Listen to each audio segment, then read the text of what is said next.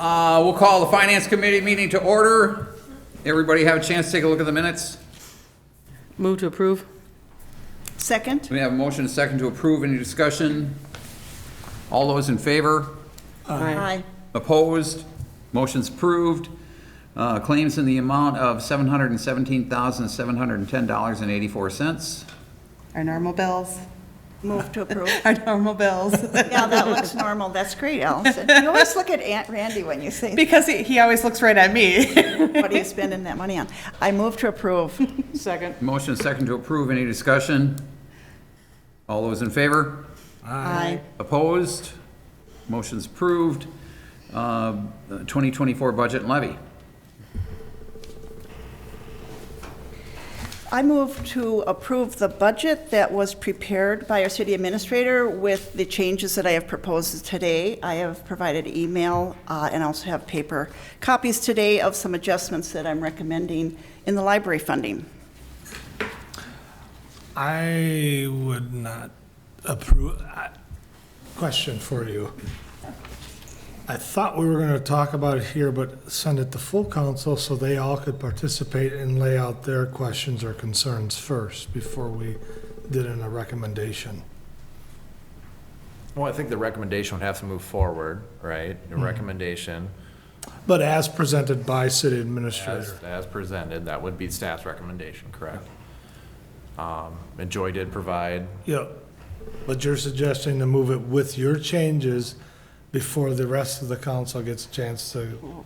Right, and I know there's different formats for, and I'll look to our leader here for how he wants to run the meeting, but I thought perhaps starting with motion.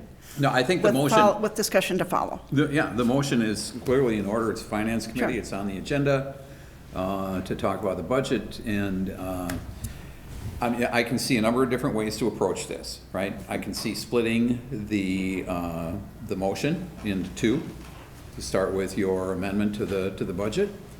I could also see a motion that would just move this, the budget request or motion to the full council and debate it there. So however you want to do it, but the motion clearly is in order. Well, no, I didn't say it wasn't. I should have said point of information then, Mr. Chair. But there's no second yet. No. No, we had a question first. So, again, Joy, you want to repeat your motion? Yes, I move that we adopt the budget that was provided by the city administrator. There are a number of areas of focus this year that we've already discussed with the debt levy salary study that is indicating increases, and I'm supportive of both of those items. But I am suggesting a change in the structure of the library levy and the chargeback fees that we are using toward charging to the library. And as you'll see in the document, it still provides a 50% increase over what the city of Hudson taxpayers paid last year. And I think that's an increase in support that we can all get behind. We all support our library and think it's a very vital and important part of our city. So I am suggesting that change. So long motion, sorry, but I put a little bit of my spin on it, sorry. All right, so we have a motion. Is there a second? Is there a second? Is there a second? Motion fails for lack of a second. Anybody else? I would like to move the budget conversation as given. I move to approve it as it was presented, so we can move it on to council. Okay. I'll second. We have a motion and a second. Discussion. Yes, I have some things I'd like to point out, and I did provide some, I know it didn't come real early to you, but I wanted you at least to have eyes on it, and I also printed some copies. So I'm just going to read kind of summary of my letter that was sent to all the council members, mayors, city administrator, et cetera, today. First of all, I really appreciate the work that Aaron Reeves, our city administrator, has done to work on our finances and propose a draft budget, which this next year is going to see a levy increase. No matter how we cut it, there's going to be a levy increase, which is a tax increase for our residents. The plan that he proposed showed an increase of 9.83%.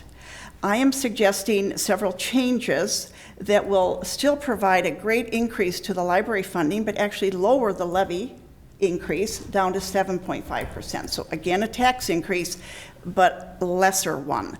If you want to look at a variable like, or a factor like the mill rate, we know that the mill rate is going to go up. It has been, if I can read this correctly, it's been at 4.3. With the staff proposed budget, it was going up to 4.6, which is a 6.3% increase. With my proposal, the mill rate would go up to 4.5, which is only a 4.06% increase.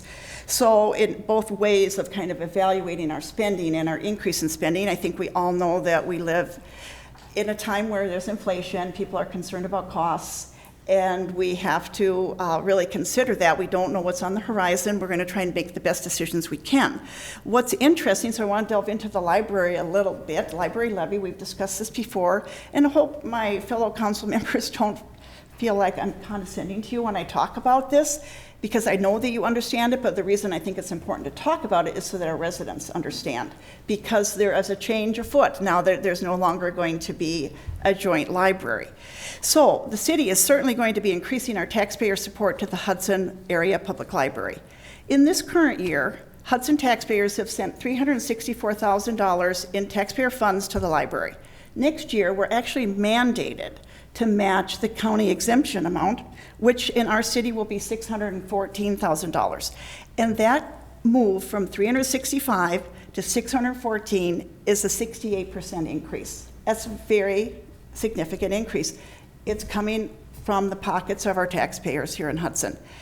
It's a big increase, but the library board, they're trying to make decisions. I grant that they are an independent body. The library really is not a city department in the way that our other departments are. So, the library director works with the library board, what they think they need to operate, and they come and request it. And this is going to happen every year. They're going to request a certain amount from us, but every year we're also going to have a mandated amount that we must contribute to avoid some bad things happening tax-wise from the county. It'll be very bad for our taxpayers if we don't meet that exemption.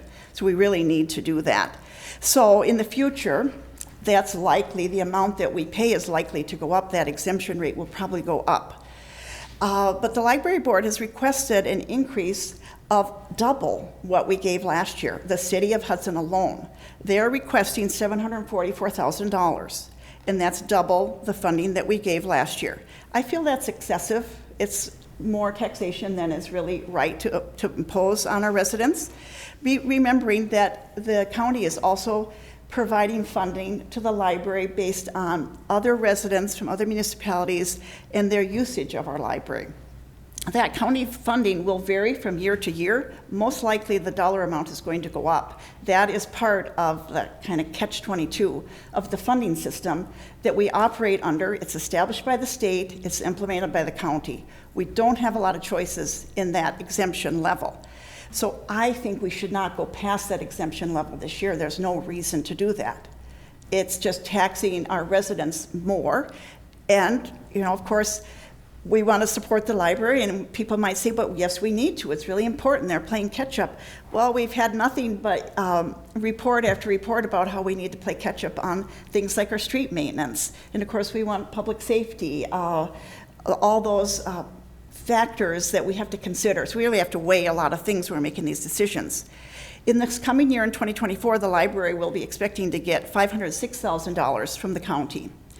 So the second feature, so that's adjusting the library levy. That's what I'm proposing, that we only levy the exempt, required, mandated, choose your word, amount of $614,000.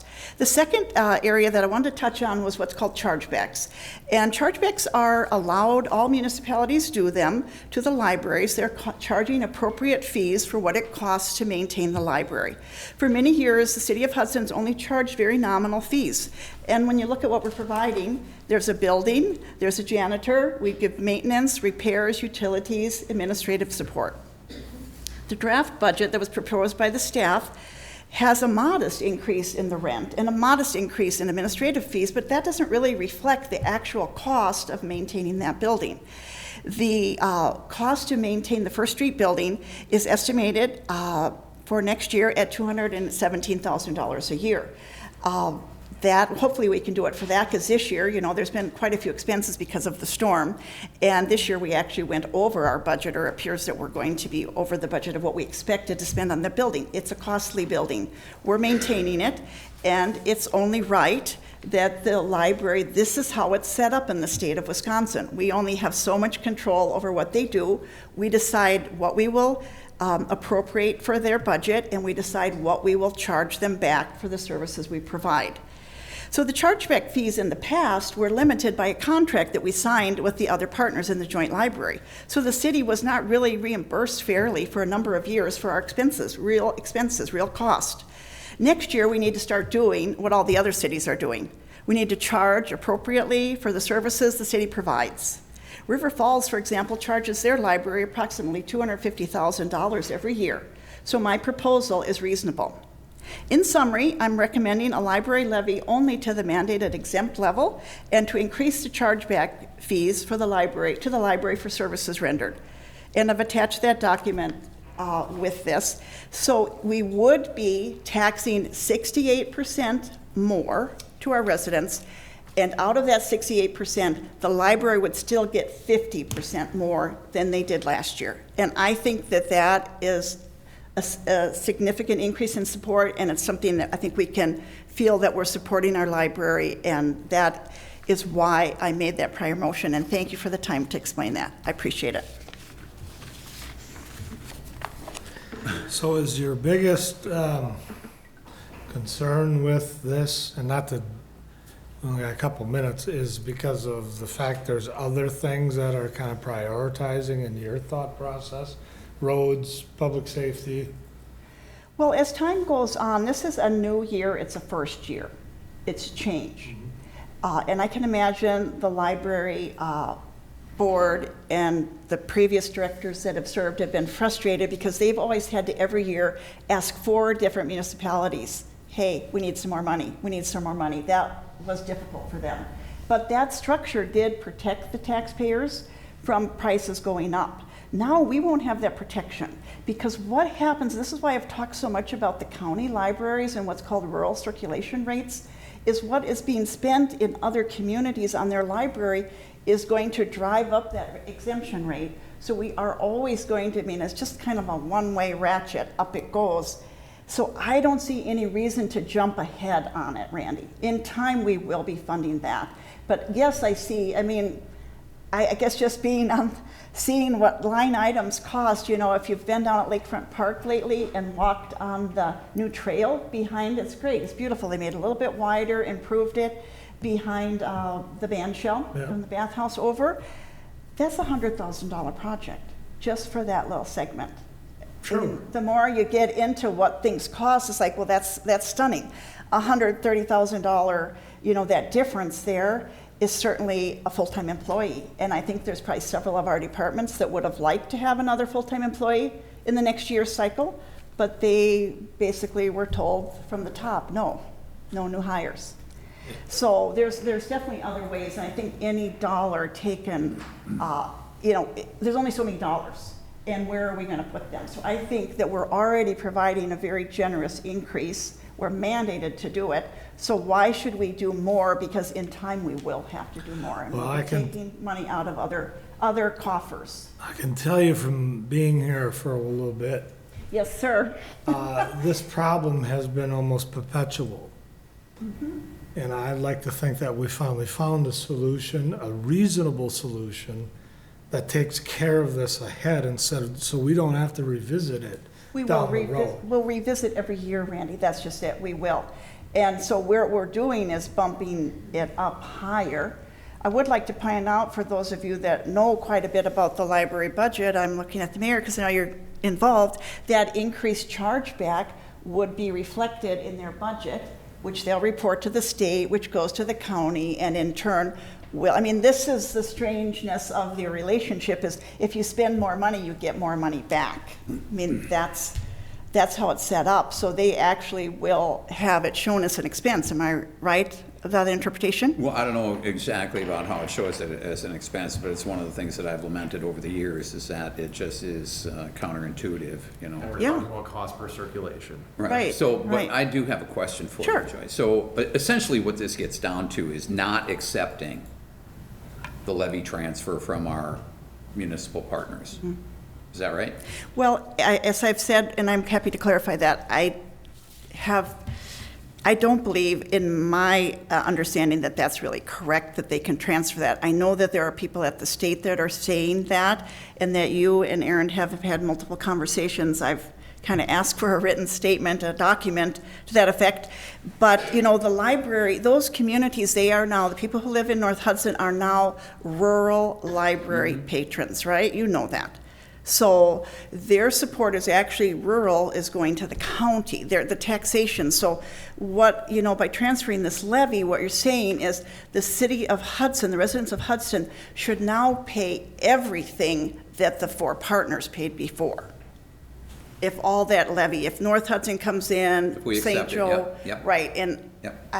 that just doesn't make sense to me, because it just increases library spending, which I know for many people that is one of their primary goals, is more library spending, and I'm just trying to look out for the taxpayer and balance all the issues, keep the balls in the air that I see are relevant I in our understand town. that, but I mean, the bottom line is, as much as you want to reduce the budget for the library, the bottom line is, what you're asking is that we not accept the levy transfer from our municipal partners.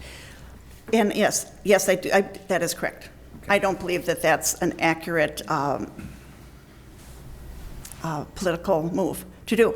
And I can't stop what will happen. I do worry if we plan for that to happen and somebody pulls the rug out from us later, then we will have made some commitments that now we are going to be cutting budgets in order to keep that commitment. So, I mean, the library is very important.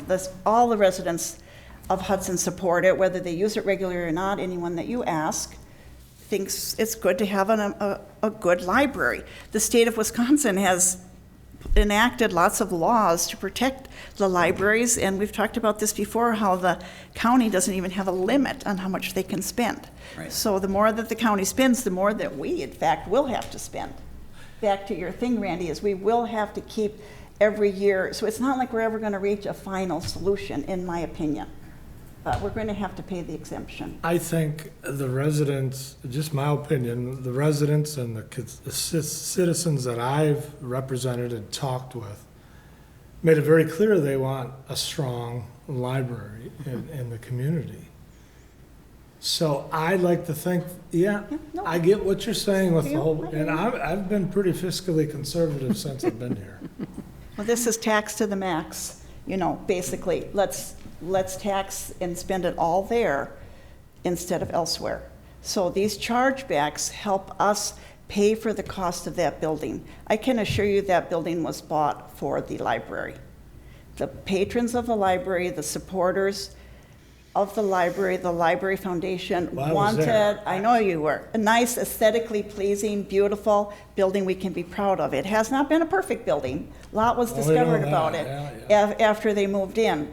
But, you know, well, Hudson has supported their library. So that's one of the things, is sort of the accusations that, we're not, I shouldn't use the word accusation, the statement that we're not, or the partners or Hudson isn't supporting. We haven't gotten credit for the support we have done. True, but the We've been conception spending- is that we haven't identified the problem well enough to fix the problem.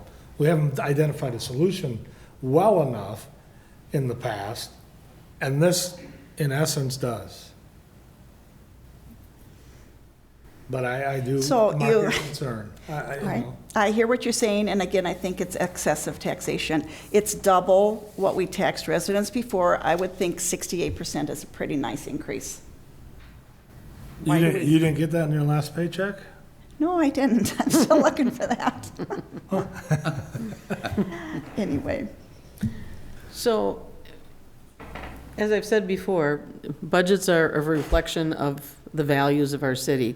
And Hudson has shown time and again that they value education, they value the library, and they want a library that's well supported.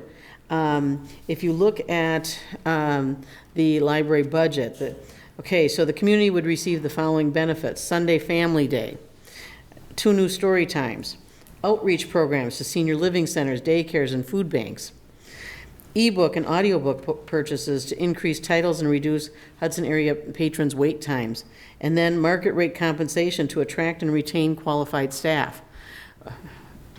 These are all appropriate goals and needed in the library.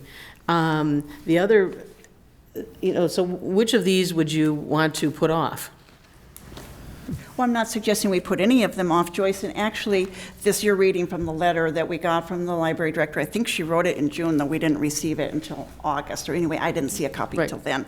And actually, we don't have the opportunity to say how the money is spent. You I know that. agree with that, and I understand that, but. So these you are know, all worthwhile things. Which street would you like to not pave next year? Should I put it to you that way? I mean, if you want to play that game.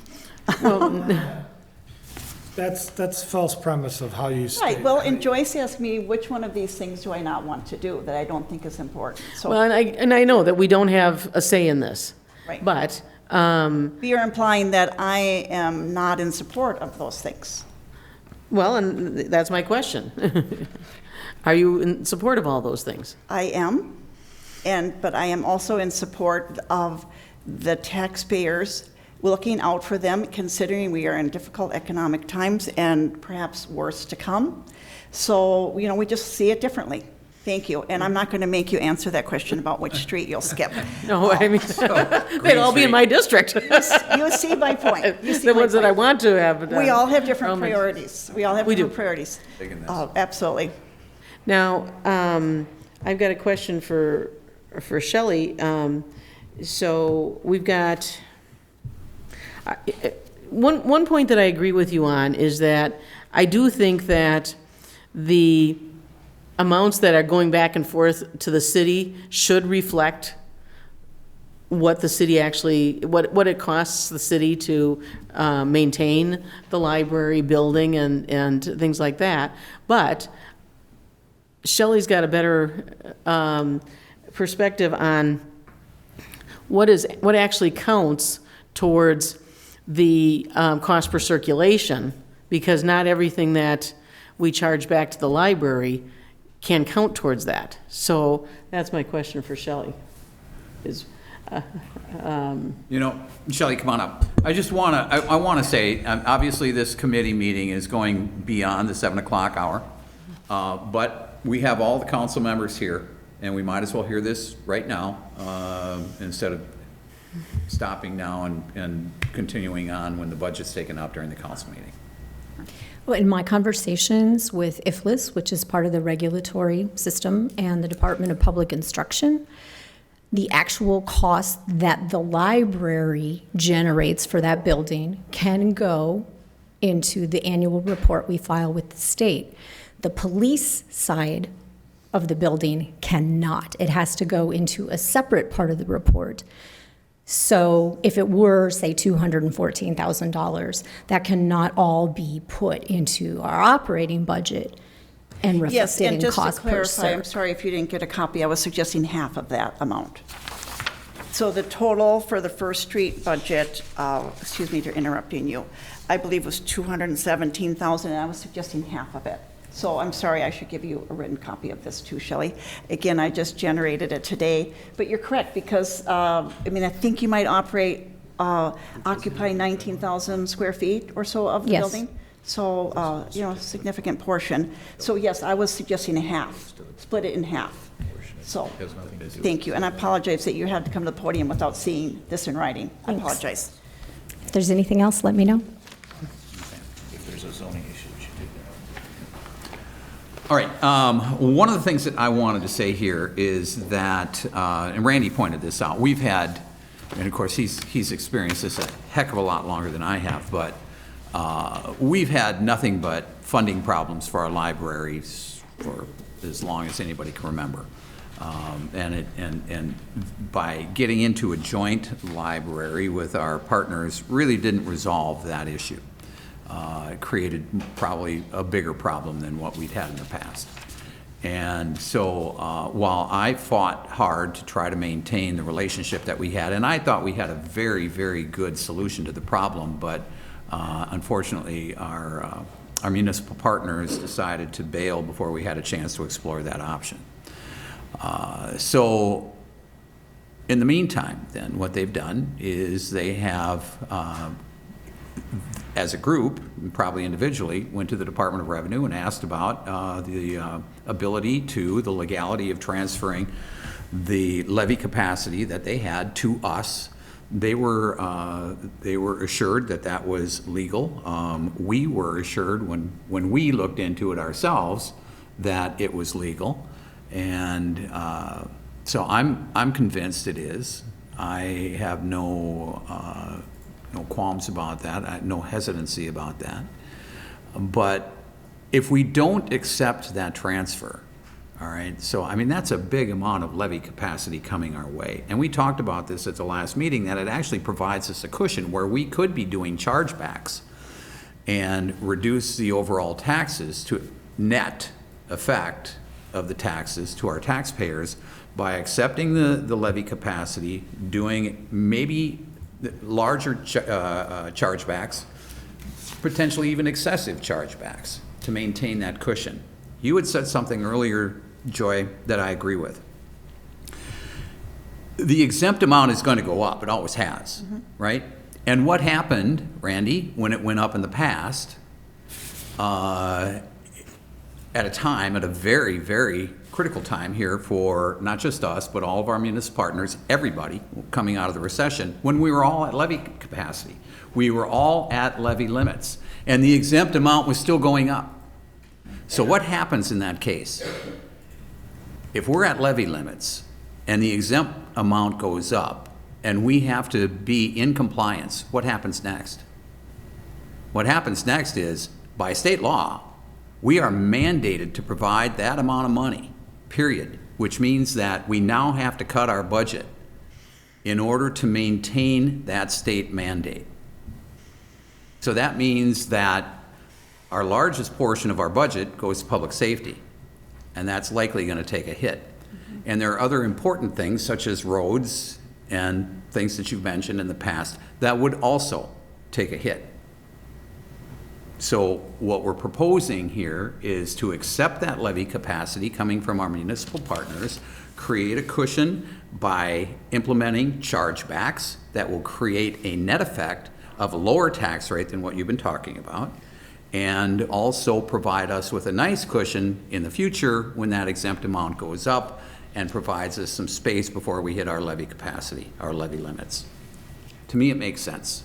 And this is somebody that sat on that library board since, I think, 2012. That's a year that I keep hearing thrown out, and I think that's probably accurate.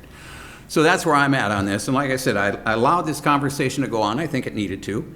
And because all of our council members are here, and instead of stopping it now, starting up again the council meeting, I just figured we could let this play out. And when the budget comes up, any of the other council members that would like to comment on it, obviously have that opportunity at that time.